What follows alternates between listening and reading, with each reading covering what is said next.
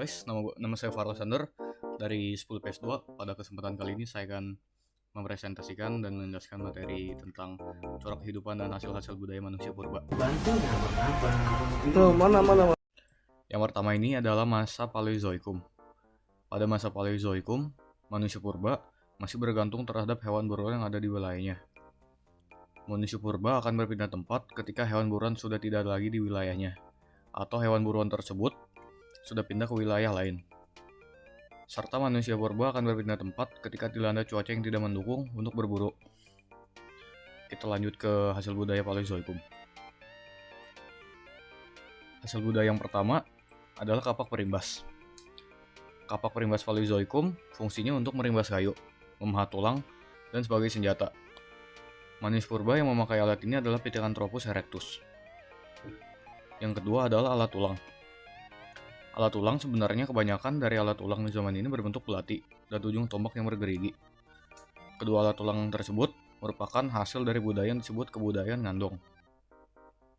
Yang ketiga adalah alat sarpi. Alat sarpi adalah alat kecil yang terbentuk dari batu kaldekon untuk mengupas makanan, dan alat-alat ini juga merupakan hasil dari kebudayaan Ngandong. Fungsi umum dari alat sarpi ini adalah untuk menangkap ikan serta mengupas kulit dari hewan buruan. Yang kedua adalah masa Mesolitikum.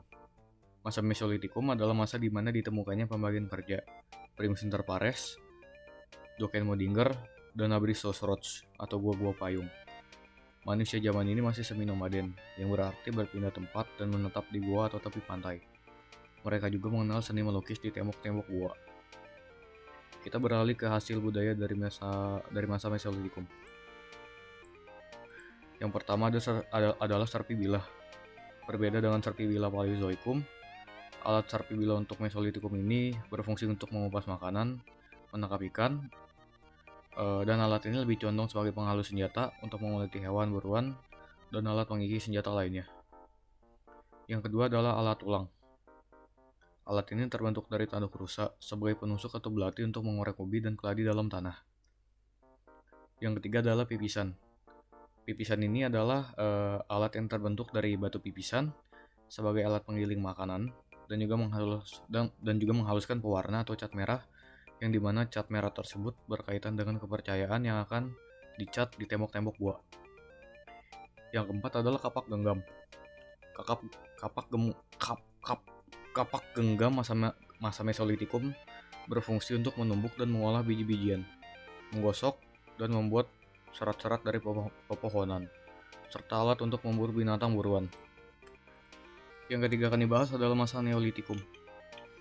Masa Neolitikum atau zaman logam adalah zaman di mana manusia purba menemukan logam untuk mempermudah kehidupan mereka.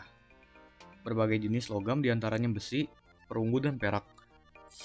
Zaman ini juga manusia purba memelihara hewan dan melakukan kegiatan bercocok tanam dengan kegiatan slash and burn, yaitu membakar hutan sebagai lahan bercocok tanam dan mendatarkannya dengan kapak, yang menyebabkan manusia purba di masa ini menetap atau semi-sedenter. Kita akan beralih ke hasil budaya masa Neolitikum. Yang pertama adalah teknik bivalve. Teknik bivalve adalah teknik cetakan batu dengan mengumpulkan satu jenis logam ke suatu wadah berbentuk, kemudian dikompres dengan api panas yang menghasilkan alat logam solid. Dapat dilihat dari gambar pertama tersebut. Yang kedua adalah Chireperdue. Chireperdue atau teknik lilin adalah teknik dengan mengecor model yang terbuat dari lilin sampai terbentuk model yang diinginkan. Yang ketiga adalah gerabah. Gerabah adalah salah satu kerajinan tangan berbahan dasar tanah liat atau pasir yang dibentuk menggunakan tangan. Fungsinya sebagai benda penting dalam upacara-upacara adat manusia purba. Yang terakhir adalah alat obsidian. Alat obsidian dibentuk dari batu kecubung untuk mengiris kulit hewan buruan dan alat potong dan tindik.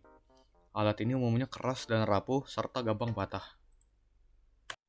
Yang keempat atau terakhir adalah masa Megalitikum.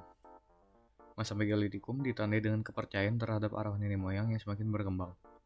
Contohnya bangunan-bangunan pemujaan arwah yang akan dibahas nanti. Hasil-hasil budaya Megalitikum. Yang pertama adalah menhir. Menhir adalah batu lonjong yang disebut tugu setinggi 3 meter lebih yang sengaja ditempatkan di suatu tempat untuk memperingati nenek moyang yang sudah mati. Biasanya menhir dapat disusun secara 2 tingkat, ataupun ada menhir yang disusun secara 1 tingkat.